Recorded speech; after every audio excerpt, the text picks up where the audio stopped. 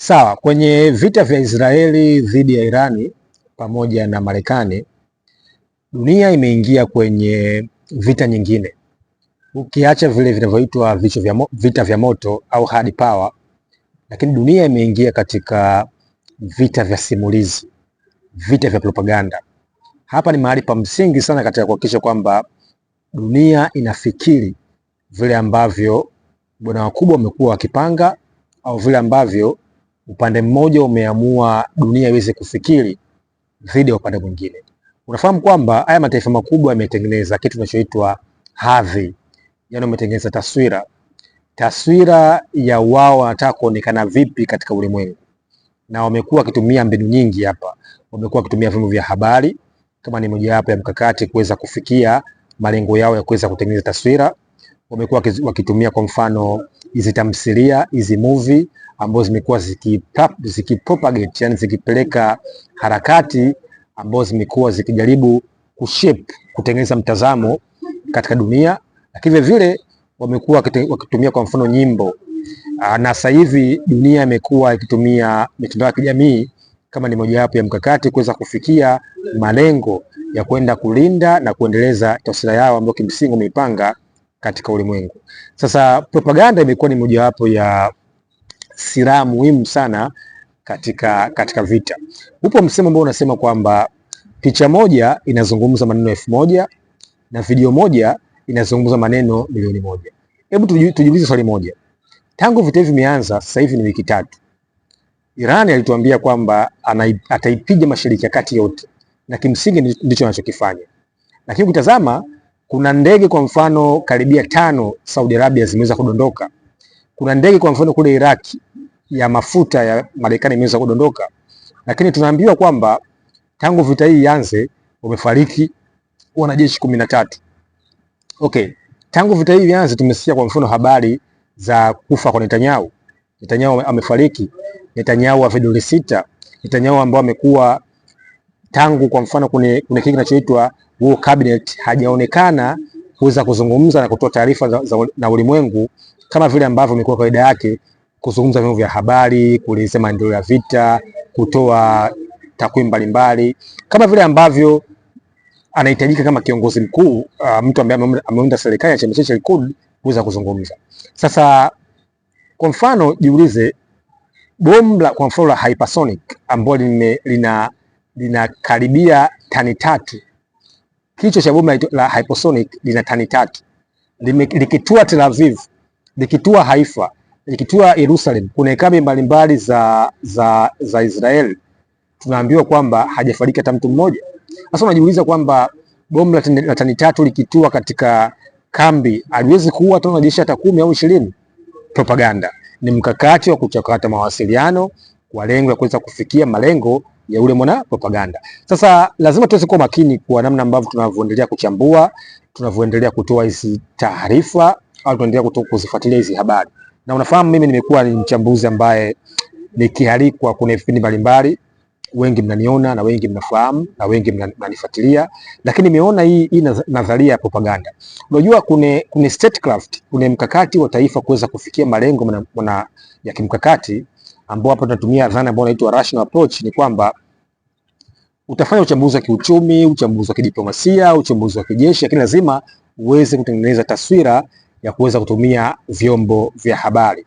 Na sasa hivi dunia imekuwa ikiongozwa na kitu kinachoitwa non state actors, yani taasisi ambazo sio za serikali. Hapa nazungumza kwa mfano mitandao ya kijamii, umekuwa kishape agenda, wamekuwa kishape mkakati namna gani watu waweze kufikiri. Unafahamu kwamba nchi nyingi za Marekani na Ulaya na Israeli imetengenezwa kwamba kuiambia dunia kwamba wao ni watu ambao ni watu wakuu, ni watu mashuhuri, ni watu ambao wameandaliwa, ni watu ambao hawapigwi. Kwa dhana ya kutokupigwa kwa Marekani au dhana ya kutokupigwa kwa Israeli ni mojawapo mkakati wao katika taifa. Kwa mfano, Trump alituambia kwamba baada ya kumuua Ayatollah Khamenei wakasema kwamba Iran chukuni nchi yenu. Lakini Trump alisema kwamba wao ndio watasindikiza meli katika mlango bahari wa Hormuz. Lakini Trump alisema, ametuambia kwamba wao wameshamaliza jeshi la majini la Iran na wao Irani inatakiwa surrender.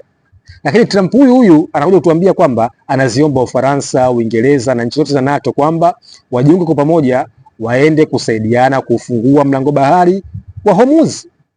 Hii maana ni kwamba inakosha mna gani katika mkakati wa narrative, yani masimulizi yamekuwa ni sehemu ya msingi kuna kutengeneza agenda, kuna kutengeneza public opinion.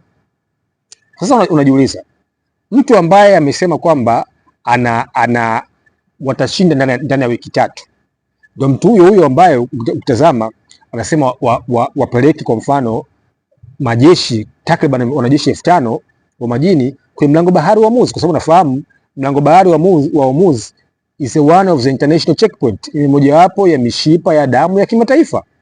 Sasa unajiuliza kipi ni kipi katika hiki, kipi ni kipi? Lakini watu tumewasikia kwa mfano Iran wanasema kwamba mataifa ambayo yameruhusiwa kupita katika mlango bahari wa Hormuz ni mataifa kwa mfano ya Uturuki, Pakistani, China na India. Sasa unajiuliza kwamba mkakati wa narrative, kupanga mkakati wa taswira. Nimesema mwanzo kwamba video moja inazungumza maneno milioni 1, picha moja inazungumza maneno 1000. Kwa hiyo watu lazima wawe makini kuweza kufuatilia hizi habari. Kwa mfano, vyombo vya habari vya kimagharibi uweze kusikia habari ambayo Marekani umepigwa au Israeli umepigwa, kwa sababu sio national agenda, sio mkakati wao kama taifa, sio maslahi kama taifa, kwa sababu unapodhibiti taarifa habari, unapodhibiti mawasiliano, unadhibiti akili za watu. Unapodhibiti mawasiliano, unadhibiti namna ambavyo watu watakiwa kufikiri. Kwa hiyo namna ambavyo watu wanafikiri itategemea namna gani watu wanapelekewa nini, wameandaliwa nini, wapewe nini. Hiyo ndio totally propaganda. Sasa nishawahi kusema mara nyingi, kuna vipindi na watu ambao wananifuatilia, nishawahi kusema kwamba vita havina mshindi. Kwenye vita hakuna mtu ambaye anashinda, na kwenye vita tunashinda vita kwa kutimiza malengo. Umepanga nini? Na hapa ndipo kuna formula, unaika target, unaika tactics, unaika operation. Umepanga nini? Umepanga kuondoa utawala wa Ayatollah Khamenei. Okay, umefanikiwa. Baada ya kufariki Ayatollah Khamenei, tumeshuhudia Irani wameweza kumchagua Ayatollah mpya. Okay, umeua safu nzima ya command ya Iran. Je, watu wao wa militariat wameonekana kabisa kwamba Irani bado wanaendeleza harakati zao za kuresist. Resilience, ustamilifu umekuwa ni mkubwa zaidi katika Iran. Okay, unajiuliza, unataka kumbeta Laza Paharavi, mwanamfalme wa Mohammad Shah. Je, anakubalika ndani ya Iran? Kifo cha Ayatollah Khamenei kimsingi kimewaleta wananchi wote waweze kuwa pamoja. Okay, unawaza vile vile, unafahamu kila vita nyuma yake kuna masuala ya kiuchumi. Okay, je, sasa hivi unadhibiti mlango bahari wa Hormuz? Mlango bahari wa Hormuz bado upo chini ya udhibiti wa Iran.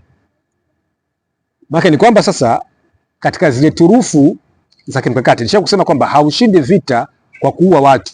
Hata ukiua watu milioni 10, milioni 20, kama malengo yako ya kwenda vitani hayatetemia, wewe utakuwa umeshinda vita. Is the pure strategies. Anatufundisha Sun Tzu. Sun Tzu anatufundisha mwana mikakati maarufu wa Kichina. Sasa nimeona hizo debate mtandaoni na nimeona watu wengi wakizungumza. Na unajua sasa hivi tumekuwa na kundi kubwa la wachambuzi, kila mtu ni mchambuzi sasa hivi. Paka wachambuzi wa mpira nao wamekuwa ni wachambuzi. Paka wachambuzi wa muziki nao wamekuwa ni wachambuzi. Uchambuzi ni sayansi. Uchambuzi ni sayansi. Uchambuzi ni formula.